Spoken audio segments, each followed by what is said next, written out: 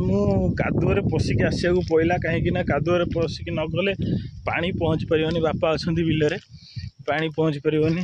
ଯେଉଁମାନେ ଚଷା ଘର ପିଲା ସେମାନେ ହିଁ ଜାଣିଛନ୍ତି ବିଲବାଡ଼ି କାମ କ'ଣ, କଷ୍ଟ କେତେ। ତ ଯେଉଁମାନେ ବସି ଖାଉଛନ୍ତି ସେମାନେ କେବେ ଜାଣିପାରିବେନି କଷ୍ଟ କ'ଣ। ବହୁତ କଷ୍ଟରେ ଧାନ ଦୁଇଟା ହେଲେ, ଚାଉଳ ହେଲେ ଆପଣମାନଙ୍କ ପାଖରେ ପହଞ୍ଚୁଛି। ତ ସମସ୍ତେ କେବେ ଖାଇଲା ବେଳେ ଚାଉଳ ଧାନ ଏସବୁ ନଷ୍ଟ କରନ୍ତୁ ନାହିଁ। ବହୁତ କଷ୍ଟରେ ହେଉଛି, ମେହନତରେ ହେଉଛି। ତ ଏତିକି କହିବି କି ଯେଉଁମାନେ ବସିକି ଖାଉଛନ୍ତି, ଦେହ କ'ଣ ହେଇଗଲାଣି ଏତିକି ବାଟ ଆସୁ ଆସୁ।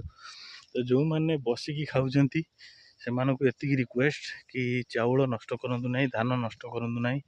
ବହୁତ କଷ୍ଟରେ ମେହନତରେ ଏସବୁ ହେଉଛି। ବହୁତ ଦିନ ଅପେକ୍ଷା କରିବାକୁ ପଡ଼େ।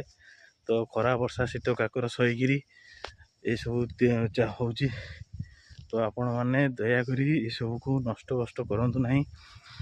ଯେତିକି ଆବଶ୍ୟକ ସେତିକି ଇଏ କରନ୍ତୁ। ତ ଏତିକି କହି ରହୁଛି। ଜୟ ଜଗନ୍ନାଥ, ଜୟ ଶ୍ରୀରାମ।